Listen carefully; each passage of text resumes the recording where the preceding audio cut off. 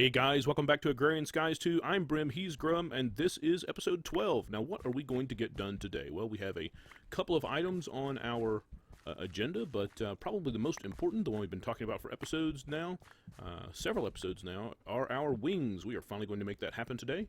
We're also going to take a look at one of my favorite blocks that we're going to knock out today. Thought I would just grab our crops real quick. The scythe is also the perfect tool for taking care of crops, as it farms crops in a 3x3 as well. Let's take care of this stuff I just brought from the nether. Now, we've talked about the wings a bunch, and kind of a lot of the focus of some of our crafting and such here recently has really been to get us to the point where we could get our wings. See if this is done. I dropped a stack of soul sand in here, and right there's what we needed from that. We will need, I believe it's just one of those for the MFR auto spawner. We're going to need a couple of pieces of plastic. We're going to need another machine frame. We always need machine frames. I should simply build a bunch of them. What do I have down here? Ah, Tessa Rat frames for our the Tessa Rats right there. Little checklist item that we've got hanging out there waiting on us.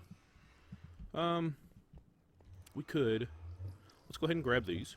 And I should already have, yeah, let's get those in and get those filling up.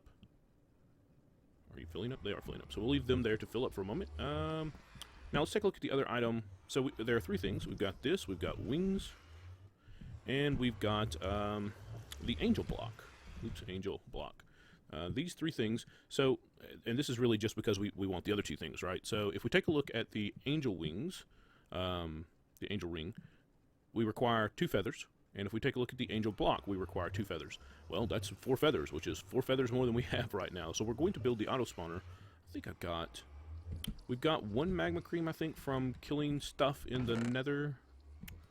I thought we had 1. Yeah, there's 1. And then we can make another one pretty quickly with, what? Blaze powder and a slime. We definitely have slime, so let's grab one of those. And one of, oops, we put all these, this now has a, grab one of those, we'll toss them in here. We'll get a second magma cream. Plastic, plastic, plastic. We definitely have plastic. Is it over here these days? Yes, it is. Here, we might as well just grab this out. We're going to need a machine frame, and I never remembered how to build machine frames until I'm ready to build mine. That's not a machine frame. This is a machine frame. So we need 10 gears, iron, and glass. We may actually already have all that in here. We don't have our 10 gears. We probably should be storing our gears. There's a couple, though. In that crafting station, it seems to always be the one that we're using when we need that sort of thing. Emeralds. This is gold, so we need 2 emeralds. We need gold. Okay, might as well grab that stuff while we're over here as well. So a couple of emeralds. We've got more gears up here. This is not an appropriate place for gears either. Emeralds. We need a couple of emeralds. We need at least 1 ingot of gold. Get that back over here. Alright, let's see. Machine frame. See if we got the stuff now for the machine frame. Oh, we missed the iron. Duh. Iron. 1, 2, 3, 4. Get that in real quick. Now we should have the stuff for this. There's one of those. We're gonna need one of these. Except I don't think I have any. Oh, we do have redstone over here. Excellent. That's good. And then now we've been doing most of our crafting off-scene, off-camera, getting it set up, and then coming on camera to do the crafting. I would have done that with this as well, except that I simply got ahead of myself this morning. So, all right. So that will give us our spawner. Now let me think. We're gonna need a spawner. We're going to need. Where's our chicken? Pigman, squid, chicken. We need some fluiduct. Hardened fluiduct will work. I don't see. We don't have any servos made. Servo. What is this? Invar. Well, this can be a really simple one. Iron, iron, iron, iron. We may actually have all that. We're not looking at a crafting grid, which is why we can't shift click that. We do not. That's Invar. We should just toss a stack of. Let's do that. Let's toss a stack of iron over there. Make life easy on ourselves when we need to craft. Toss that in there, and these in there. And then let's see. Redstone, glass, we should have the rest of that in there. Obviously, we don't want stacks and stacks and stacks. Thank you very much. But hey, get back over here. Let's do this. And we can shift click them in, and they'll go where they're supposed to be. Alright, the only other thing we need is some mob juice. And we can get that from down here. Part of the reason we set this up the way we did. Got 128 buckets. Oh, you're not going to come out of there, are you? Grr. Okay, that's fine. That's fine. We'll come in and get you. Just make sure we set the right one back here. Bang. And I guess we also need our battery for this. And it wouldn't hurt to have some walls. So let's take some walls. And let's go ahead and grab our wrench because we're going to need that. We'll take our battery. Alright, so let's go out here on this far platform where we haven't made a mess yet. And what we will need to do, let's pop down our battery. And then directly on top of our battery, we'll put our auto spawner. On top of our auto spawner, we'll go our fluid duct. And then, of course, you know, I have to have a block to get up on because I can't be that block because that's what I want to place on top. I brought no blocks because, you know, why would we bring blocks when we're building? Seriously, we don't need no stinking blocks. Let me grab, let's see, anything else we might need before we start slaying chickens? I don't think so. We'll grab a stack here. So why the angel block? The angel block is... You still got, must still have some... Yep, still got some power, still got some mob juice room, so it'll still kill there for a couple minutes. The angel block does not require blocks beside it to be able to place it. So you can actually be floating in air and place the angel block. It's one of my favorite blocks because it is so awesome when it comes to building things in strange places. So I can just float out there in the sky somewhere and plop the angel block at my feet and then start building next to it. Pretty handy dandy. Alright, stick a servo on there. Nope, that's not a servo at all. Stick a servo on there. And we can go ahead and turn that on because it can't do anything until I put a safari net in there. So let's grab our walls. 1, 2, 3. We'll just come out a couple. Doesn't really matter. 1, 2, 3, 4. I think that should contain the chickens. And of course, we're not going to be able to place that there because, you know, why could we? Why should we? 1, 2, 3, 4. And this is really simply because neutral mobs are not so neutral. In Agrarian Skies 2, matter of fact, they are very hostile. Now obviously, we've got to leave ourselves room to get in and out of there. I'll tell you what we're going to do. Oh, this could be really dangerous. We have to be able to access here, though. So let's just get ready to slay chickens. How's that? We'll back up in the corner here. All right, oh, I bet I don't have this turned on to... Oh, yep, yeah, we do. Yes, it is. Yep. The chickens are really fast. Oh, no. Getting killed by a chicken would be really embarrassing. Come on, kill the chickens.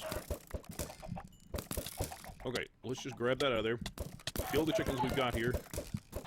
Oh, goodness, okay. What a disastrous mess.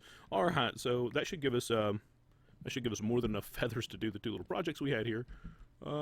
Let's go ahead and tear this infrastructure down because we need to put some of these pieces back in their proper places. Come on. And we could just leave this little area up for now. This may become our Botania or one of our other mod platforms at some point, but that's not today. So stick you back there, put you back down here, and you should dump and get filled up and be able to go right back to grinding stuff. This is obviously working. Oh, those are nice. Anything else we can take out of here right now? We can take our brains. Now that we have this up and running, we are able to pretty well live entirely off of brains. We're not getting enough of them, often enough to be able to have a continual supply of brains to feed our hungry bellies without having to rely on toast anymore, which is kind of nice. It also helps that we're getting all those research points. Yeah, there's a full set. So let's get these dropped in here. We really need to put some stuff away, but more importantly, let's go look at our angel block. We need obsidian and gold to go with those feathers. How many feathers we got? 19. Nice. And I believe we should have some obsidian right here. Ooh, we got 1 left. And we need, what was it, 2 gold or 1? We'll grab a couple just in case. Is this thing got anything in it? It does not. So toss that in there like that, and bang, one of my favorite blocks, because you can just click it anywhere and then start building off the side of it, which is really nice. And when you break it, it can be 1 hit. It just takes a 1 swing at it to break it regardless of what you're holding, and it does not fall. It immediately goes back into your inventory. It just auto jumps back into your inventory, so that's really nice. All right, now we have now got to take a break and get set up for the next piece of this. So to build the angel ring, we have to have unstable ingots, and to have unstable ingots, we have to activate the division sigil. So I need to get set up for that. God, what a scary thing it is. I mean, we're gonna get set up for that. We've got to run there's a ritual you have to do to activate the division sigil. So I'm gonna get the stuff set up for that, and then we'll be right back. Thanks, guys. Okay, guys, we are back. I've built a little.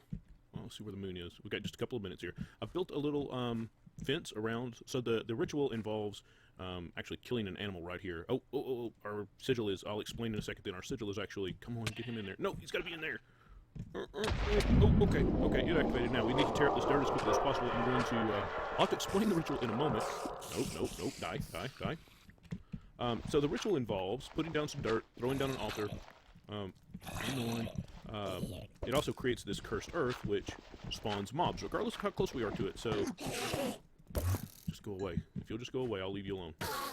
And we have to kill an animal in the vicinity of the altar at midnight under a certain set of conditions. Now, obviously, we had just gotten to the point where we could meet all those conditions, so we were kind of in a hurry there to get it done. But you'll see that the sigil is now glowing. That's what we wanted. It is now activated, and we can use it to build our stuff. So the long and short is you have to have a certain amount of dirt. I used 32 blocks, I believe. That's what we ended up using here. Yep, put down 32 blocks, you put an enchanting table on top of it, surround that by a ring of redstone. We can't wander too far here, or we'll get actual natural spawning here. Surround that by a ring of redstone, and then wait for midnight. So the altar has to be able to see the sky. The dirt has to be open to the air, so you can't do this in a cave or something like that. And then you kill an animal within 1 block, I think, of the enchanting table at midnight, and the division sigil will activate, and the cursed earth will be created. Now, the cursed earth is actually really nice for, like right now where we got a dark room spawner, we can put this stuff anywhere, and as long as it's there, it's going to spawn bad guys for us. So we need to drop down some light now, though. Let's see, 1, 2 blocks. So I'm going to just get things lit back up here, because we've now got a giant spawning platform again. And then we will come back and see what we can do about getting those wings made. I just, yeah. Die, and die. Go away, leave me alone. Go away, leave me alone. So I'll get things lit back up, guys, and we'll be back in just a second. Okay, guys, I am back. I've actually been gone much longer than I anticipated. I decided to go the chickens route on these. So I've been over here sifting gravel for quite some time to get more diamonds, and I have a wad of diamonds in my inventory right now. We're going to need another gold for this. Let me grab another gold, because I have decided to actually make the stable, unstable ingots. So we're going to need 2 of these like this, because I believe we'll need 9, right? And each one of these is made with, yeah. So we're going to use up a lot of charges on our, I guess we can dump all these up there, on our division sigil. We've got 256 remaining charges, but really, this is the, perhaps, okay, it's going to stay in there so we can just grab them all. One of the things that we will, one of the few things that we'll actually use it for, and that will give us 2 stable, unstable ingots, and we can drop those in here, and these in here, the nether star in the middle, and 4 gold. And boom, we have an angel ring. Woohoo! Now, why is the angel ring so important to me? Because the angel ring provides true flight, true full-time hover mode flight. So, and it prevents all fall damage. So it doesn't matter how high up we go, we can drop, hands off my keyboard, and when we hit, we take no fall damage. Now, this makes a map like this much easier to get around. If we fall off a platform, we don't have to worry about dying. We can fly back up. This pretty well turns us, changes the game radically for us at this point. We have the ability now to move our game forward exponentially. I'm so pleased to finally have this. This has been the goal of, I guess this is episode 12, so it's really kind of been the goal of my first dozen episodes, was to get this ring and get it knocked out.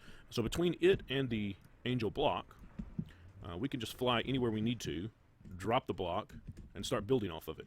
And of course, building platforms and such will be much easier now that I can get down at eye level with them and actually build. And I can start working on the decorative piece underneath, the inverted, we talked about an inverted pyramid sort of shape. I can actually work on that now. So yay, things are seriously looking up. We've made a huge technological stride here today. So the other thing that I wanted to do today, well, I really want to start Botania, but that will probably happen next episode. And we may go ahead and start not only Botania, but what's the other one? I've lost my mind today. Looks like we got quests we need to work on too. Thumbcraft. We'll probably start Thumbcraft. We really need to get that started fairly early, and don't know that I would consider episode 12 fairly early. So I went ahead and pulled out the Tessa Rat frames, the filled Tessa Rat frames. We're going to pull both of those out here, and we should have over here. Is that thing charged up? Now I've got Tessa Rat on this list. Someone has told me that Tessa Rats actually have like a 20% penalty for moving power. So if I put in 100 RF of power into one Tessa Rat, what comes out of the other side is only 80. So I've used Tessa Rats. I've never personally noticed that. Didn't I build? Yeah, there's the other one. But we absolutely want to test that. So what I've done is I've built two energy cells, which are essentially big batteries. And we've got one that is completely full and one that is completely empty. So what we're going to do is drop our Tessa Rats on top of them and configure these. It doesn't really matter. This is just a test. We'll put it on channel 1, and this one is the one that we'll be receiving, so they'll be they're already set to receive all. So they'll be receiving all. It doesn't matter what we put here. So this one is sending nothing and receiving everything, and it's going to do that on channel 1. So this will be receiving power, and we'll set this one on channel 1 and tell it to send power. And what should happen, we do need to configure, okay, make sure that this is an input on the top. Oops. It is an input on the top. And make sure that this one is sending on the top. And we should see all of our power leave this energy cell and go over to this energy cell. So I'm just going to sit here and let these run until this battery is completely drained, and then we'll see if we actually get a full battery over here or if we get some reduction, and then we will know if the Tessa Rat is eating up some portion of our energy. But this is going to take, it's 800 RF a tick on the input and the export over here. So I'm going to let this sit and run for a moment, and then I'll be right back when, I guess right before this finishes. So back with you in just a second. Okay guys, we are back. This is almost complete, and there it is. Yes, no, maybe so. Alright, so this one is completely drained. There's no energy left in it, so we come over here and see if this one is completely full, and this one is completely full. So this is like the second iteration of Tessa Rats. I know that in the past there was a Tessa Rat. These Tessa Rats can push all three items, or all three options: items, fluids, and energy. The previous iteration, there was an item Tessa Rat, a energy Tessa Rat, and a fluid Tessa Rat. They were not all combined in a single block. And it may be that it was the old Tessa Rat that people were talking about, but obviously this one moved the entire, is that 2 million? The entire 2 million RF from one energy cell to the other without any loss. We started with 2 million, we ended up with 2 million. So I actually feel better about that. I was a little worried because a 20% loss, and that was the number people were saying was a 20% loss. A 20% loss is a huge loss for energy, particularly if I have to move it from the place I created into an energy bank of some sort, and then out of that energy bank into my appliances, my devices that are out there. If I'm losing 20% every time I move energy, that would be huge, but Tessa Rats are my preferred method for moving energy around, obviously, because they're so efficient at doing that. Let's just go ahead and break all this down. We needed all of these anyway. So let's take a look at our quest book, and then I think we'll be prepared to call this an episode. But, oop, can't click it with... Oh, I thought something was on fire. I was like, no! I could see the smoke. Out of the corner of my eye, I could see the smoke coming off the top of that. And obviously, there's a flame particle effect there. And suddenly, I had just a moment where I went, what's going on? All right, so let's take a look at our quest book, see what we can call accomplished for today. I believe we saw that there are 9 quests. Oh, there are 4 in here. Wow. So, find a surprise, visited. Well, if I visited it, I didn't find a surprise of any sort. And I don't know where this was supposed to be. So... I guess we'll claim our reward, but I'd sure like to know what I was supposed to have found. Okay. What's next? The end is a lie. Get an Eye of Ender. Well, we've done that because we needed them to create something. I don't remember what we created that we needed the Eye of Ender at this point. Oh, the Ender Tank, which we've not actually put in place yet. Let's claim our reward, please. So claim that reward. We have obviously seen lots of gas tiers from sieving as well as having killed some gas, so we'll go ahead and claim that one. And then where's one more? Soul Sand. Get a Soul Sand, get 4 more. We actually sieved an entire stack, so we've had Soul Sand. Now that should leave us, I think it said, what do we got left over here? Dimensional Explorer. So we have to go So there's at least the last millennium, the deep dark, and the soul dimension beyond the nether and our normal dimension. So that's interesting. We'll definitely want to build portals there. So we'll probably have to turn one of these pads into a dimensional travel pad, right? So we've just got all of our portals to various things set up on one of these pads. That'll be pretty cool. All right, cool. Let's see what else we got in here. Anything in here? No, no, no, no. I should say it could be the rest of them could all be mob hunter because we did kill a sheep. I guess did we use the sheep? I ended up with having both a sheep and a cow, just in case one of them ended up in the wrong place when we got ready to do the ritual. But I think we ended up killing the sheep, which I guess is good because we had a quest for that. What are you blinking? Oh, that's stuff we need to do.